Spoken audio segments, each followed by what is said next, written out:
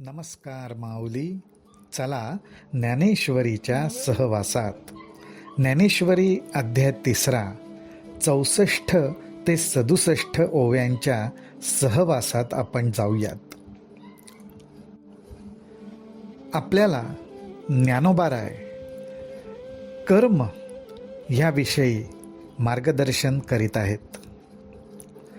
कर्म म्हणजे प्रकृती आणि प्रकृती म्हणजेच कर्म, असं कर्म आणि प्रकृतीचं नातं आहे. प्रकृतीचं सर्व कार्य गुणांना धरून होत असतं, अर्थात सत्व रज तम ह्या गुणांमधून प्रगट होणाऱ्या प्रवृत्ती विचार यांच्या साह्यानेच कर्म घडत असतं.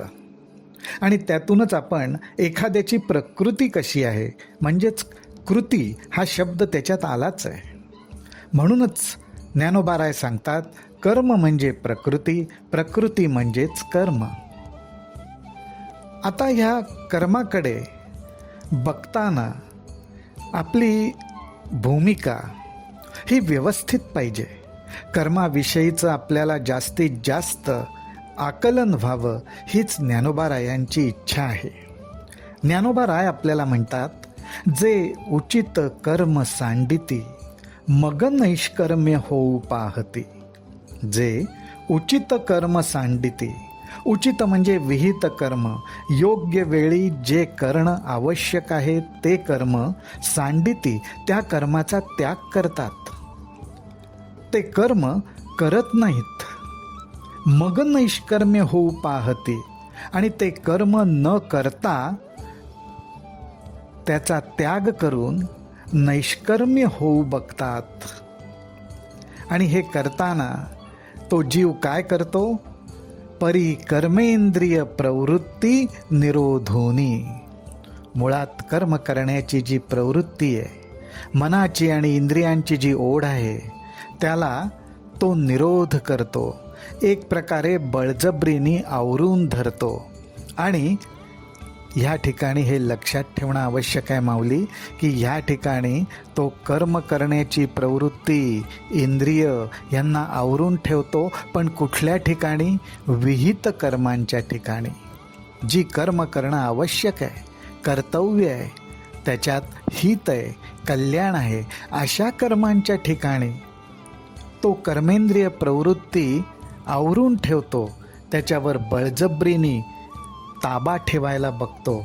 आणि असं करून मला नैष्कर्म्य अवस्था साधली, मी कर्मारहित आहे अशी अवस्था साधली, अशा भ्रमात तो राहतो.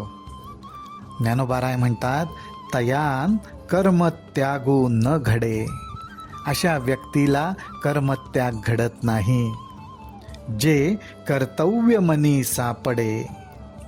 हा फार महत्त्वाचा सिद्धांत ज्ञानोबारायांनी मांडलेला आहे. ज्ञानोबाराय म्हणतायत की अशा रीतीने बळजबरीने अयोग्य प्रकारे नको त्या ठिकाणी जेव्हा कर्म करणं खरं तर आवश्यक आहे, पण कर्म केलं नाही तर ते उचित नाही. तिथे कर्मत्याग घडत नाही. उलट त्याच्याऐवजी मी कर्मप्रवृत्तीचा निरोध केला, त्याच्यावर ताबा मिळवला, हा अहंकारही मनात राहतो. इंद्रियांची मनाची चुळबुळही कायम राहते. ती समाधानी होत नाहीत, शांत होत नाहीत. उलट विषयाची इच्छा दाबून टाकल्यामुळे ती कधी उफाळून येईल सांगता येत नाही. त्यामुळे कुठेतरी मनाच्या कोपऱ्यात विषयांचं अस्तित्व ते राहतंच. आणि दुसरीकडे कर्माचा त्यागही घडत नाही. माऊली म्हणतात, वरी नटती ते पुढे दरिद्र जाण. संपूर्ण ओवी पाहिली तर आपल्या लक्षात येईल. ज्ञानोबाराय सांगतायत, तयान कर्म त्यागू न घडे, जे कर्तव्य मनी सापडे, वरी नटती ते पुढे दरिद्र जाण. अर्थात कुठल्याही प्रकारे ह्या ठिकाणी कर्मत्याग घडत नाही. अंतःकरणात कुठेतरी आपण प्रवृत्तीचा निरोध केलाय, आणि ह्या निरोध केला हे सुद्धा एक कर्मच झालं आणि त्या कर्माचं सुद्धा कर्तृत्व अंतःकरणात उत्पन्न होतं. पण असं असून सुद्धा बळजबरीने जे कर्मेंद्रिय प्रवृत्तीचा निरोध करतात, शेवटी त्यांच्या पदरी दारिद्र्यच भोगणं येतं. दारिद्र्य भोगणं येतं असं माऊली का म्हणतात? कारण एकीकडे ते मनाचं आणि इंद्रियांचं समाधान करू शकत नाही आणि दुसरीकडे त्यांना कर्मत्याग केल्यामुळे आत्मसुखही मिळत नाही. दोन्हीकडून कुचंबणा विवंचनाच होते आणि दारिद्र्यच पदरात पडतं.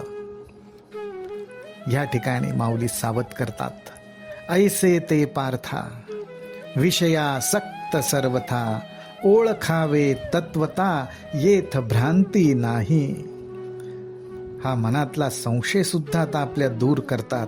ते म्हणतात की अशा जीवाच्या साधकांच्या मनात विषयासक्ती राहते आणि अशी विषयासक्ती राहते ह्या बाबतीत कुठलाही संशय नाही.